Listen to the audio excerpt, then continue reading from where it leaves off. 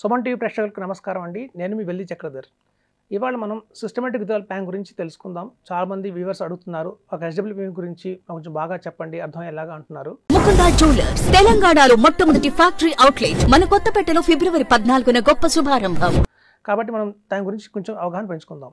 అయితే అందరూ తెలిసిందే, సిస్టమాటిక్ ఇన్వెస్ట్మెంట్ ప్లాన్ అంటే మన దగ్గర ఉన్న కొద్దిగా ఇన్వెస్ట్మెంట్ చేసుకుంటూ వెళ్తే మ్యూచువల్ ఫండ్స్లో ఒక రోజుకి అది 1 crore అవ్వచ్చు, 2 crores అవ్వచ్చు. అది మనం క్రమబద్ధంగా ఇన్వెస్ట్మెంట్ చేసేదాన్ని సిస్టమాటిక్ ఇన్వెస్ట్మెంట్ ప్లాన్ అంటారు. ఆల్రెడీ మన దగ్గర కార్పస్ ఉంది అంటే గత 15 సంవత్సరాలుగా మనం ఇన్వెస్ట్మెంట్ చేసుకుంటూ వస్తున్న అమౌంట్ ఆల్రెడీ కొంచెం కార్పస్ బిల్డ్ అయింది. మన రిటైర్మెంట్ స్టేజ్కి వచ్చేసాము. ఇప్పుడు మనకి విత్డ్రా చేసుకోవాలి. సిస్టమేటిక్గా విత్డ్రా చేసుకునేదే ఎవ్రీ మంత్. దాన్ని సిస్టమాటిక్ విత్డ్రాల్ ప్లాన్ అంటారు. అయితే చాలామంది అడిగే క్వశ్చన్ ఏంటంటే, మా దగ్గర ఒక 50 లక్షలు ఉన్నాయండి, లేదా మా దగ్గర ఒక 1 కోటి రూపాయలు ఉన్నాయండి, ఈ డబ్బులతోటి ఒక ఫ్లాట్లో ఇన్వెస్ట్మెంట్ చేసి ఒక అపార్ట్మెంట్ కొని దాని మీద వచ్చే రెంటల్ ఇన్కమ్ తీసుకుంటే అది బెస్టా, లేదా సిస్టమాటిక్ ఇన్వెస్ట్మెంట్ ప్లాన్లో ఈ 50 లక్షలు ఇన్వెస్ట్మెంట్ చేసి నెల ఒక 25,000 తీసుకుని క్రమబద్ధంగా ఆ పోర్ట్ఫోలియోలో ఏదైతే ఉంటుందో మనం పెట్టిన 50 లక్షలు పెరుగుతూ ఉంటుంది కదా, ఇది బెటరా అనేది ఆప్షన్ చాలామంది కన్ఫ్యూజన్లో ఉంటారు. చాలామంది చెప్పేది ఏంటంటే అండి, ఏదైతే మనం ఫ్లాట్ కొంటామో ఒక ఫిజికల్ రూపంలో ఒక మంచి అపార్ట్మెంట్ కొనుక్కుంటే అది ఫిజికల్గా ఉంటుంది, మన కళ్ళ ముందు ఉంటుంది. ఇదైతే మనం ఎస్డబ్ల్యూపీ ద్వారా మ్యూచువల్ ఫండ్స్లో ఇన్వెస్ట్మెంట్ చేస్తామో ఇది వర్చువల్గా ఉంటుంది. ఇది మనకు కనిపించదు. ఓకే, మనకి మార్కెట్ అప్ అండ్ డౌన్ ఉంటుంది, మన వాల్యూ పడిపోతూ ఉంటుంది, అది మనకు తెలుస్తూ ఉంటుంది. కాబట్టి ఏంటంటే అండి, ఏది బెస్ట్, మనకు ఫిజికల్గా ఉన్న కంటికి కనిపిస్తే బెస్ట్ కదా అనుకుంటారు. అయితే దీనికోసం నేను ఒక మంచి ఎగ్జాంపుల్ చెప్తానండి. ఇప్పుడు సాధారణంగా మనకి ఒక ఫీవర్ వచ్చింది అనుకోండి, 102 ఫీవర్ వచ్చింది. ఫీవర్ వస్తే జనరల్గా మనం ఏం చేస్తాం, ఒక కాల్పాల్ ట్యాబ్లెట్ ఒక డోలోనో వేసుకుంటాం. అయితే మీరు చూడండి, ఆ ట్యాబ్లెట్ని చేతిలో పెట్టుకున్నాం అనుకోండి, అది ఫిజికల్గా కనిపిస్తుంది. సో ఈ పారాసిటమాల్ ట్యాబ్లెట్ మనకి ఫిజికల్గా కనిపిస్తుంది, కానీ మనం ఆ ట్యాబ్లెట్ని ఇలా చేతిలో హోల్డ్ చేస్తే మన జ్వరం తగ్గుతుందా? మన జ్వరం తగ్గదు. పట్టుకుంటాం అంతే, తెలుస్తుంది, ఫీల్ అవుతాం, ఓకే ట్యాబ్లెట్ నా చేతిలో ఉంది అని. దానికంటే కూడా ఇది మనం వేసుకుంటే నోట్లో వాటర్ అయితే అది కరుగుతుంది, మనకు కనిపించదు, కానీ ఫలితం ఉంటుంది. మనకు గ్రాడ్యువల్గా 102 ఫీవర్ కాస్త 101, 100కి వచ్చి నార్మల్ అయిపోతుంది.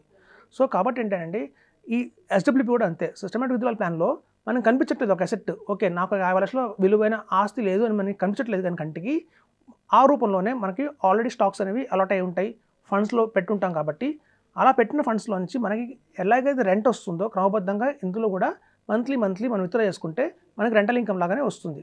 ఈవెన్ మనకి ఫిజికల్గా కొన్న అపార్ట్మెంట్లో టెనెంట్స్ ఖాళీ చేస్తారు. ఇప్పుడు చూడండి, మనం ఒక 3 సంవత్సరాలు ఉన్న టెనెంట్ మళ్ళీ తర్వాత ఖాళీ చేసి వెళ్ళిపోవచ్చు, వేరే ఊళ్ళో ట్రాన్స్ఫర్ అయిందని వెళ్ళిపోతారు. మళ్ళీ కొత్తగా టెనెంట్ రావాలంటే మళ్ళీ మనం వైట్ వాష్ చేయించాలి, పెయింటింగ్ చేయించాలి, అవన్నీ ఉంటాయి, హెడేక్స్ ఉంటాయి. సో అలా కాకుండా ఉన్న టెనెంట్ కూడా ప్రతి 6 monthsకి ఒకసారి ఫోన్ చేసి ఫర్నిచర్ బాగా చాడిపోయిందండి, ప్లంబర్ విషయాలు కంప్లైంట్స్ వస్తాయి, సో ఇట్లాంటివన్నీ ఉంటాయి. అదే మనకి కనుక ఇట్లా ఎస్డబ్ల్యూ ప్లాన్లో కనుక మనకు ఒక 50 lakhs ఉందంటే ఈ టెనెంట్ బాధ ఉండదు, మనకి రెగ్యులర్గా ఎవ్రీ మంత్ 25,000 వస్తుంది. అలా వచ్చి కూడా ఎప్రిషియేట్ అవుతుంది. ఎలాగైతే మనకి ఫ్లాట్ బయట మార్కెట్లో సొసైటీలో రేట్ పెరుగుతూ ఉంటుందో, అలాగే ఈ మ్యూచువల్ ఫండ్స్లో కూడా ప్రతి 10 yearsకి డబల్ అవుతుంది. ఇప్పుడు చూడండి, అది ఎలా అవుతుంది అని చాలామంది సందేహం అడుగుతారు. మనకి నికరంగా ఒక యావరేజ్న 13% రేట్ ఆఫ్ ఇంట్రెస్ట్ అనేది వర్కౌట్ అవుతుందండి మ్యూచువల్ ఫండ్స్లో. సో ఆ 13% రేట్ ఆఫ్ ఇంట్రెస్ట్లో వాళ్ళు ఏం చేస్తున్నారంటే 6% మన బ్యాంక్కి క్రెడిట్ చేస్తున్నారు యాజ్ ఏ ఇంట్రెస్ట్గా ఎవ్రీ మంత్. ఆ బ్యాలెన్స్ 7% అనేది మన ప్రిన్సిపల్కి యాడ్ అవుతూ ఉంటుందండి. సో ఎప్పుడైతే మన 7% యావరేజ్గా మన ప్రిన్సిపల్కి యాడ్ అవుతూ ఉంటుందో మనకి 10 yearsలో డబుల్ అవుతుంది. దానికి ఏంటంటే ఉదాహరణకి ఒక ఫార్ములా ఉంది, 72/I = N అని ఒక ఫార్ములా ఉంది. సో 72 కింద I అనేది ఇంట్రెస్ట్ 7% వాళ్ళు యాడ్ చేస్తున్నారు కాబట్టి మన ప్రిన్సిపల్కి, ఆ 7 అనేది పెడితే N అంటే 10 వస్తుంది ఆన్సర్. అంటే 10 yearsకి మన ఏదైతే 50 లక్షలు ఉందో అది 1 crore అవుతుంది. సో ఇప్పుడు చూడండి, చాలామందికి ఏంటంటే 2 పిల్లలు ఉంటారు, కానీ మనం ఒక ఫ్లాటే కొనగలుగుతాం. సో ఒక ఫ్లాట్ మనం కొన్ని రెంట్కి ఇస్తాం, రెంట్ మనకు వస్తుంది, మనం ఎంజాయ్ చేస్తాం, కానీ మన తర్వాత ఆ పిల్లలకి ఆ ఒక్క ఫ్లాట్ని ఇద్దరికి ఇవ్వలేం కదండి. అలాగే కనుక మనం మ్యూచువల్ ఫండ్స్లో ఇన్వెస్ట్మెంట్ చేస్తే ఎస్డబ్ల్యూపీ ప్లాన్ ప్రకారం 50 lakhs మనం ఇన్వెస్ట్మెంట్ చేస్తాం, దాని మీద వచ్చే 25,000 మనం ఎవ్రీ మంత్ గట్టన్ అవడానికి మనకి ఎక్స్పెన్సెస్కి మీట్ అయింది. ఆఫ్టర్ 10 years ఈ 50 lakhs 1 crore అయింది అనుకోండి, 50 లక్షలు మనం ఇవ్వచ్చు. సో కాబట్టి అలా నెక్స్ట్ జనరేషన్ కూడా మనం పాస్ చేయాలి అంటే కనుక ఈ ఎస్డబ్ల్యూ ప్లాన్ ద్వారా ఇన్వెస్ట్మెంట్ చేస్తే మనకి ఒక మంచి వాళ్ళకి ఒక జనరేషన్కి నెక్స్ట్ జనరేషన్కి కూడా ఒక వెల్త్ క్రియేట్ చేసిన వాళ్ళం అవుతాం మనం. సో కాబట్టి ఏంటంటే ఈ ఫిజికల్గా మన కంటే కనిపించట్లేదు కదా అన్న ఒక థాట్ వల్ల దీన్ని మిస్ కాకుండా క్రమబద్ధంగా కనుక మ్యూచువల్ ఫండ్స్లో ఎస్డబ్ల్యూ ప్లాన్ తీసుకుంటే అధిక లాభాలు అయితే ఉంటాయి.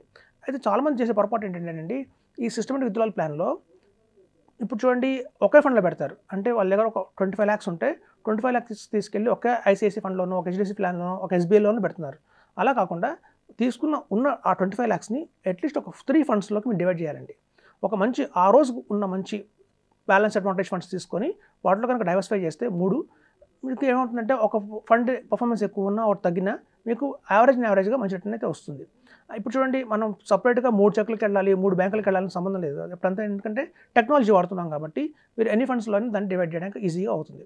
సో అట్లాగే రేపొద్దున ఫ్యూచర్లో మీకు ఏదైనా ఎమర్జెన్సీ వచ్చింది అనుకోండి, సపోజ్ ఏదైనా ఎమర్జెన్సీ వచ్చింది, ఏదైనా హాస్పిటల్ అడ్మిట్ అవ్వాల్సి వచ్చింది, ఎవరికైనా మ్యారేజ్ ఒక పెద్ద సమస్య వచ్చి మనకు ఆర్థికంగా డబ్బులుగా అవసరం అయితే అలా 3 ఫండ్స్లో ఇన్వెస్ట్మెంట్ చేసినప్పుడు ఏమవుతుందంటే అందులో ఏదైతే కొంచెం నాన్ పర్ఫార్మింగ్ ఫండ్ ఉందో వాళ్ళు విత్డ్రా చేసేసి ఆ అమౌంట్ మనం తీసేసుకోవచ్చు. సో కాబట్టి ఏంటంటే ఒకటే ఫండ్లో పెట్టకుండా 3లో డివైడ్ చేస్తే మటుకు మంచి అధిక లాభాలు పొందవచ్చు. అదొక ఆప్షన్ అండి. చాలామంది ఏమంటారంటే ఇది యాక్చువల్గా ఎస్డబ్ల్యూ ప్లాన్ అనేది ఇండియాకి కొత్త కాదండి. యాక్చువల్గా అంటే అక్రాస్ వరల్డ్ కూడా ఇది చాలా ఫేమస్సే. కాకపోతే అమెరికన్స్లో ఏం చేశారంటే పెద్ద పొరపాటు చేశారు వాళ్ళు. అమెరికాలో ఏంటంటే మొత్తం తీసుకెళ్ళి ఈక్విటీలో పెట్టి ఎవ్రీ ఇయర్ ఇప్పుడు చూడండి, అదే కనుక చాలామంది అనుకుంటారు మనకి 12% రేట్ ఆఫ్ ఇంట్రెస్ట్ ఈక్విటీలో ఫండ్లో వస్తుంది కదా, ఈక్విటీస్లో వస్తున్నప్పుడు మనం ఎందుకు బ్యాలెన్స్ అడ్వాంటేజ్ ఫండ్లో సెలెక్ట్ చేసుకోవాలి, డైరెక్ట్గా ఈక్విటీ ఫండ్స్లో పెట్టి ఎవ్రీ ఇయర్ 12% ఎవ్రీ మంత్ 12% తీసుకుంటే మనకి ఎక్కువ అంటే లక్షకి ₹1,00,00,000 పెడితే ₹1,00,000 వస్తుంది కదా అనుకుంటారు. కానీ ఎప్పుడైనా సరే గుర్తుంచుకోండి, 12% అనేది ఎస్డబ్ల్యూ ప్లాన్లో కరెక్ట్ కాదు. ఎందుకంటే ఇప్పుడు చూడండి, మార్కెట్ ఎప్పుడు అప్లో ఉండదు, డౌన్ కూడా అవుతుంది. సో ఎప్పుడైతే మార్కెట్ డౌన్ అయిందో ఆ టైంలో అవుతుందంటే మన కార్పస్ తగ్గిపోతుంది. అధికంగా మనం 12% విత్డ్రా చేసాం అనుకోండి అందులో నుంచి, అప్పుడేమవుతుంటే చాలా నెగిటివ్ అయ్యి ఆ 1 crore కాస్త 70 లక్షలు అయ్యే అవకాశం ఉంది.